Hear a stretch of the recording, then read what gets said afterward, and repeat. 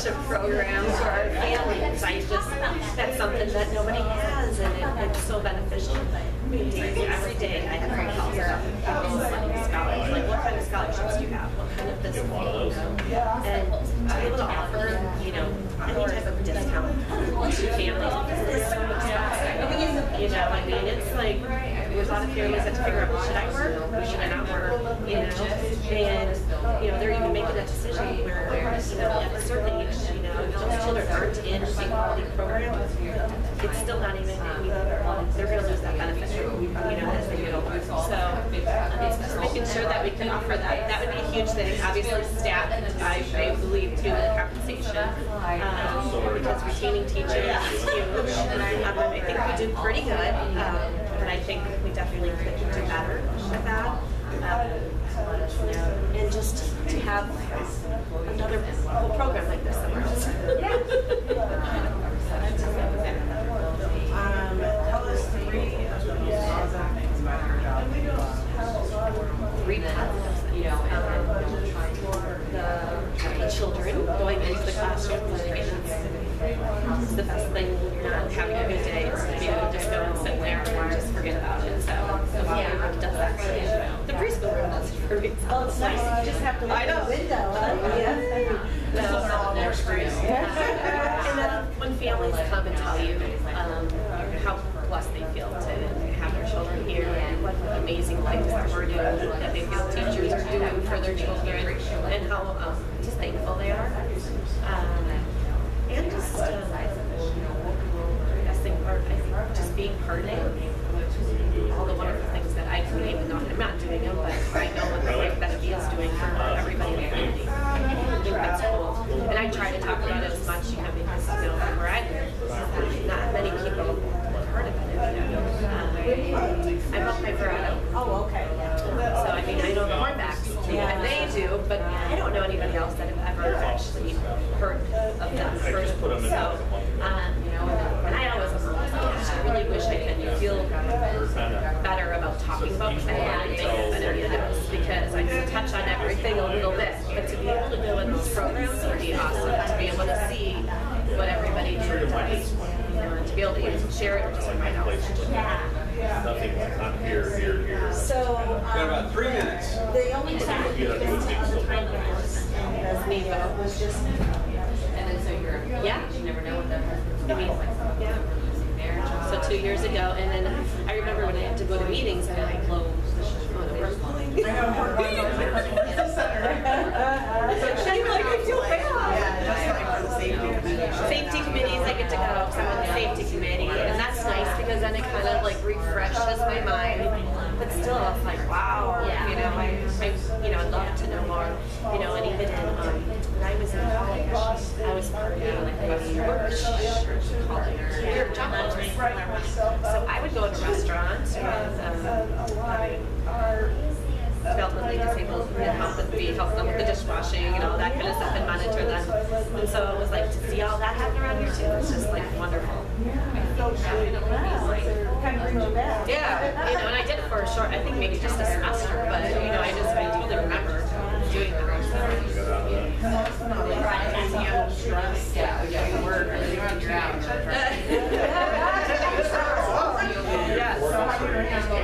I actually feel as I'm getting older, I handle it a lot better. I think when my kids were younger, I don't think I handled it as well. I don't know if that's my age or if kids were younger. But right now it's easier to have them. They're older, where they do need you as much, but it's a different kind of need. But it's still busy life.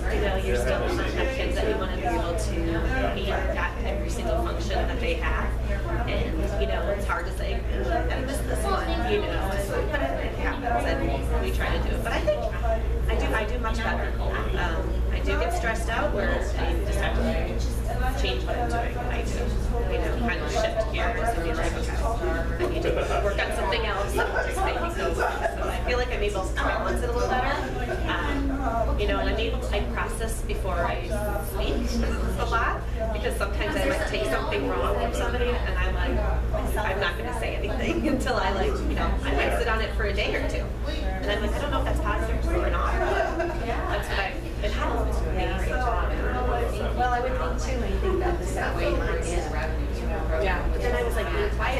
nothing to be doing. That's why I said when something happens, it's sometimes I'm quiet because that's what I, yeah. Well, if you're processing, Yeah.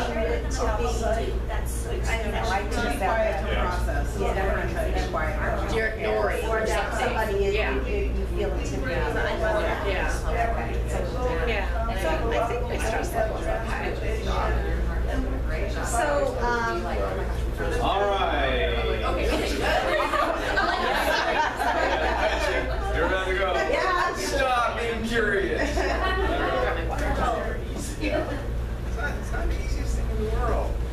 It's interesting because you find yourself getting out of practice, to some extent. It's a fun experiment. All right, who's the last person over here? Okay, last person over here. Okay, last person over here. All right, you ready? Go ahead. Shoot good questions. I'm pretty open. What has been your favorite part about working at Beneview? 5 years. Well, and I won't say it in a particular order, but I would say the staff and volunteers. Wonderful hearts, people who, in most cases, I would say, are here for the right reasons and help facilitate what we do. The other part that I love about Beneview working here is the community we work in, because the community is so caring. I mean, I've worked for the county health department, I worked in Scottsdale at the senior center, I worked at nursing homes and clinics, and nothing compares to the feeling I get about this community in terms of really looking out for neighbors and friends and sense of family. I mean, even as it has evolved into the next generation, because when I first started working, it was just the same. Yeah, you didn't really have Surprise surprise. was just a square mile. What's this? But as the Northwest Valley has grown, I really feel like that what the seniors brought initially to this area has kind of grown into other, the intergenerational areas in terms of really caring and wanting to keep quality for families here. So I would say that is probably. And what is your most rewarding experience working here? Like the best learning experience that you've had, maybe. How about that? The best Learning experience. I mentioned it earlier when we were really in dire straits, literally when we closed the doors. The incredible dedication and resiliency of our staff at that time, the team that we had, and their willingness to hang in there, even though they didn't even know if they were going to get paid. I mean, that was so, left such an impression. And it was because we were all, myself included, we were here because we cared about people. And we thought, if we close now, what's going to happen? We had hundreds of seniors that needed us to do certain tasks so that they could be independent, you know, especially the home tasks. So I would say that was, well, and the second one to that was the Great Recession. At a time when we built this, when we first started, everything, the economy was wonderful, everything was terrific. And then when we were about 95% built and we had only raised 5.3 million, and at the time we thought we only needed 6 million, but it was when we got finished. The fundraising that we were doing just stopped when the recession hit. It was like, we couldn't ask for anything because it was like nobody was going to, you know, they were worried about their own future or whatever. And here we are with this, what do we do now? And the ability, and because of the support of the board and the staff, volunteers, to be able to, we converted that construction loan into a mortgage, we paid $19,000 for a mortgage, let alone just paying salaries. That was like, and during the time when money was not working, it was very stressful. But again, it gets back to that commitment and believing that you can keep your eye on the ball and, you know, you'll get it done. You know, if you just said, oh, we can't do it and just walked away, We're not going to fight for it. and and so much was invested, so many people were so invested in this project that I think no one would have. I now feel like if I live through something like that, I can live through it. In business, really. What would you say is one of your one favorite thing about your position and your not so at the press con, and he didn't stop talking the whole time. Well, my most favorite is creating and implementing programs for seniors and kids. I mean, the intergenerational piece. And so that's my greatest love. And I'm doing this once a month where I go in and do the intergenerational. I mean, I come out of there just like, it's such a wonderful day. And Vicki knows it because I was, for a while, I said, maybe I shouldn't be there. She goes, no, you need to do it. But the thing that I find most difficult, and it's dealing with people who, it could be someone in the community, or a board member, or an employee that may not have the best intentions for the organization, and they come across like, you know, Stories that and I take it personally. Anything people say about me, I bear it on my heart, you know, and I'm like, that's not where we're coming from. This is, you know, and if we have to do something or change the way we do something, it's, you know, they need to understand why that is. And sometimes that's hard when people also have in their mind, it's their mindset of what they think it should be. So that, you know, I used to keep a little prayer by my phone. I don't have to anymore because I always go back to it. But in my early days, I would even get calls from clients that would be upset. And some of them had mental health issues, you know, that weren't, you know, they won't deliver groceries anymore to me, and I would read this prayer, you could please some of the people, and you can't please all of the people all the time, or something to that effect. And I really, because I was thinking I had to please everybody, and I knew at some point there's a limit. You know, look at our resources, there's a limit. I mean, certainly we'll do the very best, and we're very efficient, I think, with our volunteers, our staff. We do incredible. Think about how many people we touched and families were impacted. It's phenomenal. But that's because we have a workforce of volunteers and staff that are really committed and find ways to make things work. So what's a typical day for you? Well, actually, Who did you job shadowing? I want to. I would too. Actually, and I'd like you to job shadow some of the sites. Fill out the program. But so not every single day is the same. Right. So, but I do a lot of community connecting with individuals to get involved in their area as a supporter, as a collaborator, as a partner. I'm doing brainstorming with staff in terms of whether it's resolving challenges we have, or even being a historian for. Like if people say, well, what did we do before when this happened, or whatever. Right. So fundraising is, you know, I keep in touch with donors on a regular basis, whether it's on the phone, I'm having breakfast or lunch with them, planning. I actually, now that things are starting to settle down here a little bit in this office, actually having some planning time, which I hadn't had for a while. And you know, that's hard because then you're just putting out fires, you're not being mindful and focused. And I would say that I'm able to start thinking in a grander scale, where we need to go, what resources we need to take. So that's been real helpful, because I feel like this organization, we're at a point we're going to see some tremendous growth overall the next few years. So we have to do that. And I think a lot of the steps that we're putting in place, the technology, getting the right people on the bus and the right seats, you know, seeing all the programs really grow in a good way. It's not like a crazy way. Has been really important to us, so that we have that strong foundation, so that we can then, you know, make some additional. Whether there'll be be another word C somewhere. Yeah.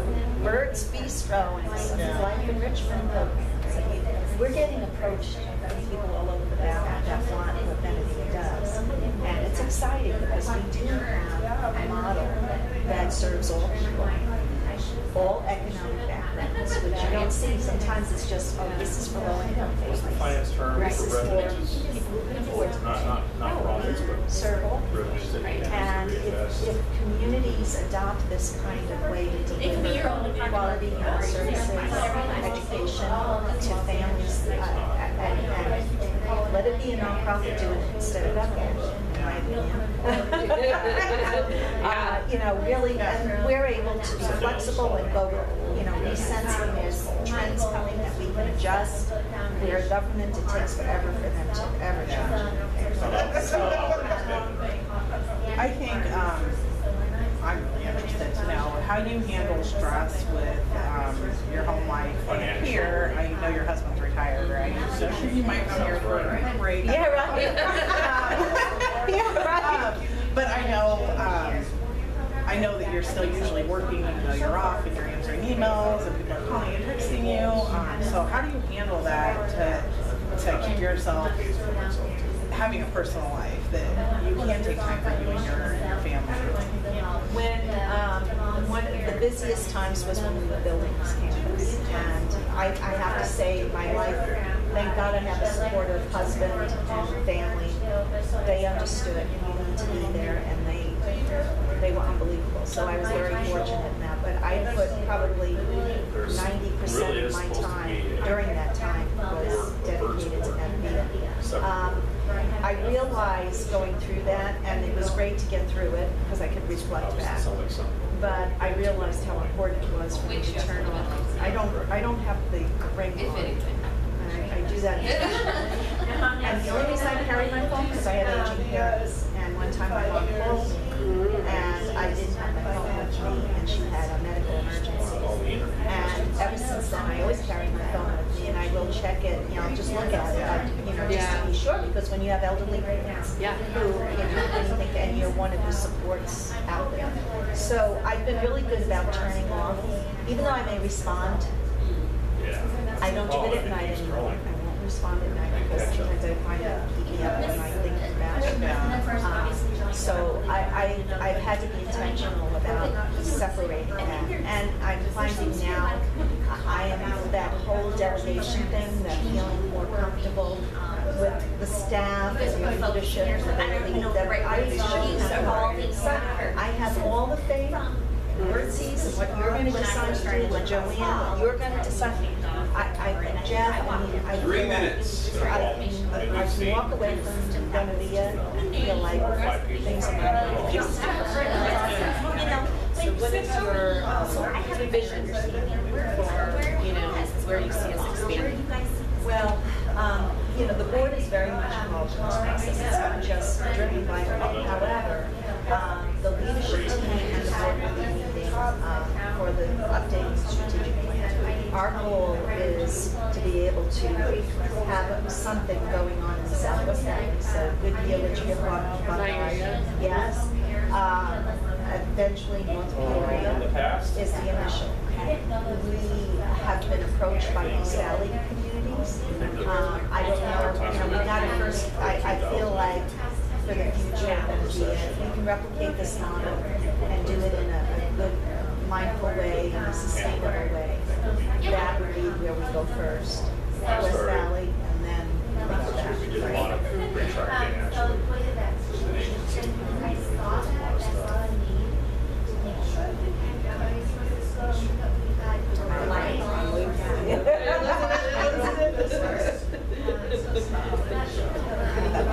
Everything you ever wanted to know about. So fundraising too is another challenge. So we have our ups and downs, and when the market is not doing as well, and you know, one of the things